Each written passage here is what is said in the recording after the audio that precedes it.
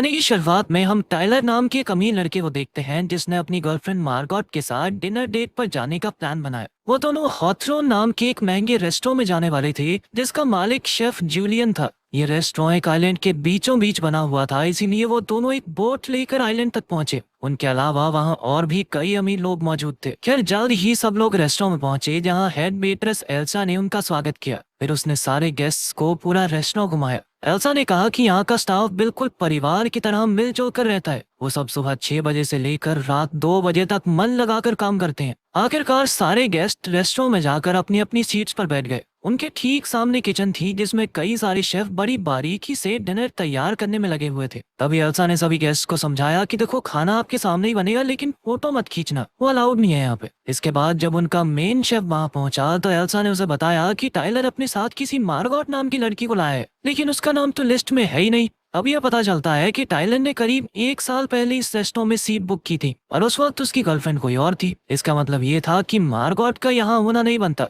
ये देखकर जूलियन थोड़ा नाखुश तो हुआ, लेकिन उसने इस बात को नजरअंदाज कर दिया। इसके बाद डिनर की शुरुआत हुई जिसमें पहली डिश को सबके सामने पेश किया गया। जैसे ही वो सब खाने लगे तो टाइलर ने चुपके से एक फोटो ले ली। हर कोई खाने की तारीफ कर रहा था पर मार्गॉट को इतना कोई पसंद नहीं आया। इसके बाद स्टाफ ने दूसरी डिश को पेश किया और शेफ ने खुद बाहर आकर सारे गेस्ट का स्वागत किया। उसने सबसे कहा कि वो खाना सिर्फ स्वाद के लिए नहीं बल्कि ध्यान से उसकी बारीकियों को देखते हुए मजे लेकर खाएं। फिर उसने सबको अपनी डिश और उसके पीछे की कहानी के बारे में बताया। मार्गॉट को उसकी बातें कुछ खास नहीं लगी, मगर टाइलर की तो आंखें ही भर आई। इसके बाद उसने फिर से शेफ की नजरों से बचकर खाने की एक और तस्वीर ले ली। फिर टाइलर कहने लगा कि भाई मुझे तो जगह बहुत बढ़िया लगी, मगर मार्गॉट ने कहा कि हाँ ठीक है, इतना भी कुछ खास नहीं है। यार बाद में शेफ ने सबको अगली डिश दी जिसमें सिर्फ अलग अलग तरह की 5 सॉसेस थी, लेकिन उसके साथ उसने ब्रेड नहीं थी क्योंकि उसका मानना था कि ब्रेड तो साले गरीब खाते हैं। ये सुनकर बिजनेसमैन ने कहा कि ये कैसी बचकानी बात हुई और उसने एल्सा से ब्रेड लाने को कहा। जब एल्सा ने ब्रेड लाने से मना कर दिया तो वो तीनों बिजनेसमैन कहने लगे कि वो इस रेस्टोरेंट को बंद करवा देंगे, लेकिन एल्सा ने फिर से इनकार करते हुए कहा कि उन्हें वही खाना पड़ेगा जो उन्हें परोसा जा रहा है। मार्गॉट को इस बार तो खाना इतना वाहियात लगा कि उसने खाने से ही मना कर दिया।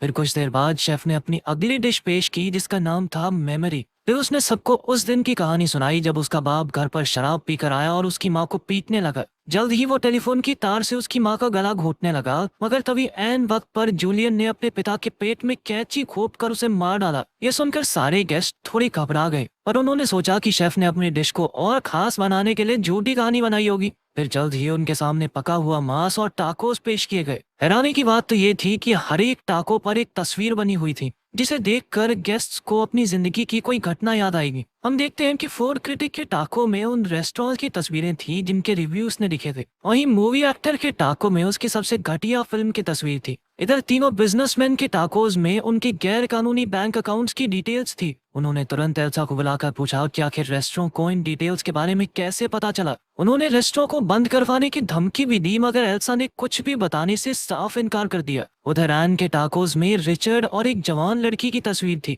उसने रिचर्ड से पूछा कि ये सब क्या है, पर रिचर्ड ने कहा कि उसे इसके बारे में कुछ नहीं पता। वहीं टाइलर के खाने में वो चुपके से रेस्टोरेंट के खाने की तस्वीरें लेता हुआ दिख रहा था। ये देखकर वो काफी घबरा गया और उसने सोचा कि उसे शेफ से माफी मांगनी चाहिए, लेकिन मार्गॉट ने कहा कि वो कुछ ज्यादा ही सोच रहा है। तभी वो उठकर वॉशरूम चली गई। तभी शेफ उसके पीछे वॉशरूम में आ गया और उससे पूछा कि आखिर वो कौन है। मार्गॉट ने उसे अपना नाम बताया, पर फिर शेफ कहने लगा कि उसे आज यहाँ नहीं आना चाहिए था। खैर बाद में जब मार्गॉट अपनी सीट पर गई तो शेफ अपने स्टूडेंट जेरेमी को सबके सामने लाया। शेफ ने बताया कि उसी ने अगली डिश को तैयार किया है, पर जल्द ही वो जेरेमी की बेइज्जती करने लगा और कहने लगा कि ये कभी भी एक बेहतरीन शेफ नहीं बन पाएगा। पर तभी अचानक से जेरेमी सबके सामने मारा गया, जिसे देखकर सब बुरी तरह से डर गए। पर जूलियन कहने लगा कि ये तो उसके शो का एक हिस्सा है। कुछ देर बाद वो सब फिर से बैठ गए, पर रिचर्ड ने कहा कि वो बाहर जाना चाहता है। एल्सा ने उसे बार बार अपनी सीट पर जाने को कहा, पर वो सुनने को तैयार ही नहीं था। तभी अचानक रेस्टोरेंट के स्टाफ ने उसे पकड़कर उसकी एक उंगली काट डाली, जिसे देखकर सबके होश ही उड़ गए। इसके बाद सबको चेतावनी दी गई कि अगर उन्होंने यहाँ से भागने या शेफ के बनाए हुए खाने को खराब करने की कोशिश की तो उन्हें इससे भी ज्यादा भयानक सजा मिलेगी। ये सुनकर बाकी सब बुरी तरह डर गए, पर टाइलर चुपचाप बैठकर अपना खाना खाता रहा। फिर कुछ देर बाद जूलियन ने मार्गोट को किचन में बुलाया और अपनी असलियत बताने को कहा। शेफ ने कहा कि उसने दिन रात मेहनत करके इस डिनर की तैयारी की थी, पर उसकी मौजूदगी से सब कुछ खराब हो रहा है। शेफ ने उसे बताया कि आज यहाँ आए हुए सभी गेस्ट्स की मौत हो जाएगी। फिर उसने मार्गोट को 15 मिनट का टाइम देकर कहा कि तुम चूज कर लो कि मरना है या जिंदा रहना है। ये सुनकर वो बुरी तरह डर गई और रोते हुए अपने टेबल पर लौट आई। फिर अगली डिश से पहले शेफ ने कहा कि अगर किसी के मन में कोई सवाल आ रहा हो तो वो पूछ सकता है। तब एक आदमी ने पूछा कि आखिर वो ये सब क्यों कर रहा है। तब शेफ ने कहा कि वो इस रेस्टोरेंट को चलाते चलाते थक चुका है, उसे खाना बनाने में अब उतना मजा नहीं आता और इसका जिम्मेदार यहाँ मौजूद हर एक गेस्ट है। फिर उसने बताया कि फूड क्रिटिक को यहाँ इसलिए बुलाया गया क्योंकि उसके गंदे रिव्यूज की वजह से कई रेस्टोरेंट्स बंद हो गए और उसका एडिटर हर एक चीज में उसका साथ देता है। वहीं रिचर्ड और एन इस रेस्टोरेंट में अक्सर खाना खाने आते हैं, पर उन्होंने कभी भी खाने की तारीफ नहीं की। शेफ ने कहा कि उन्हें तो यहाँ की किसी डिश का नाम तक नहीं याद होगा। खैर, फिर उसने सबको अपने एंजल इन्वेस्टर के बारे में बताया जिसने इस रेस्टोरेंट में पैसे लगाए थे। तब ये खुलासा होता है कि जूलियन ने उसे बाहर पानी के ऊपर लटका रखा था क्योंकि वो मुनाफे के लिए बहुत लालची होता जा रहा था और उसने जानबूझकर रेस्टोरेंट के मेन्यू को कई बार बदलने की कोशिश की। तभी अचानक शेफ ने उस आदमी को पानी में डुबोकर सबके सामने मार डाला। फिर 15 मिनट बाद उसने मार्गोट को अपने ऑफिस में बुलाया और उससे पूछा कि उसका रिचर्ड से क्या नाता है। आखिरकार मार्गोट ने खुलासा किया कि वो एक वहशी दरिंदा है और उसका असली नाम है एरिन। पहले वो रिचर्ड के लिए काम करती थी और रिचर्ड उसे खूब पैसे देता था। ये सुनकर उसने एरिन को वापस टेबल पर भेज दिया। फिर अगले डिश लाने से पहले शेफ ने टाइलर से पूछा कि वो यहाँ क्यों आया। तब टाइलर ने कहा कि वो तो इस रेस्टोरेंट में कई महीनों से आना चाहता था और जैसे ही उसे मौका मिला उसने टिकट बुक कर ली। टाइलर ने कहा कि वो एरिन को साथ इसलिए लाया क्योंकि उसकी गर्लफ्रेंड ने उसे ऐन वक्त पर धोखा दे दिया।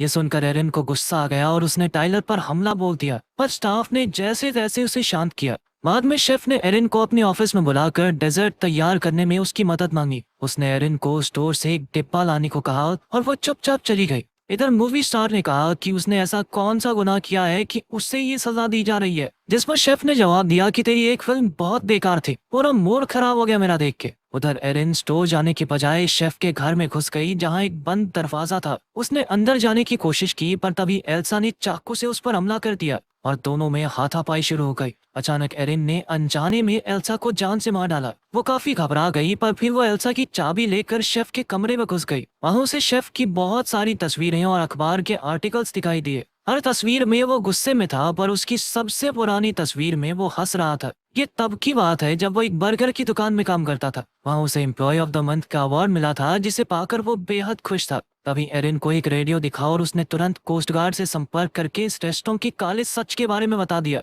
इसके बाद वो डब्बा लेकर रेस्टोरेंट लौट आई। जल्द ही कोस्ट गार्ड रेस्टोरेंट के बाहर आ पहुंचा तो जूलियन ने सबको धमकी देकर कहा कि कोई भी उसकी शिकायत नहीं करेगा, ठीक है। फिर गार्ड ने अंदर आकर कहा कि उसे यहाँ कई सारे कत्ल होने की खबर मिली है और फिर शेफ कहने लगा कि यहाँ तो सब कुछ ठीक है। तब गार्ड ने मूवी स्टार को पहचान लिया और उसका ऑटोग्राफ मांगा और मौका पाते ही स्टार ने अपने ऑटोग्राफ के साथ लिख दिया कि हमारी मदद करो। ये देखते ही गार्ड ने अपनी बंदूक शेफ की ओर तान दी। आखिरकार सबने चैन की सांस ली और गार्ड को शेफ की सारी सच्चाई बता दी। मगर तब ये खुलासा होता है कि गार्ड की बंदूक तो नकली थी और सारा स्टाफ हंसने लग गया। फिर शेफ ने कहा कि ये कोई गार्ड नहीं है, मेरे लिए काम करता है ये। आखिरकार शेफ ने आखिरी डिश पेश की तो एरिन को एक तरकीब सूझी। वो कहने लगी कि उसे खाना पसंद नहीं आया। इससे शेफ थोड़ा परेशान हो गया और पूछने लगा कि क्या पसंद नहीं आया तुम्हें। वो कहने लगी कि उसे बहुत भूख लगी है और शेफ उसे अच्छा खाना नहीं खिला पाया। ये सुनकर तो शेफ की ईगो पे बात आ गई और वो एरिन से पूछने लगा कि वो क्या खाएगी। तब एरिन ने कहा कि वो अमेरिकन चीज बर्गर और फ्राइज खाना चाहती है, जिसके बाद शेफ तुरंत किचन में जाकर खाना बनाने में जुट गया।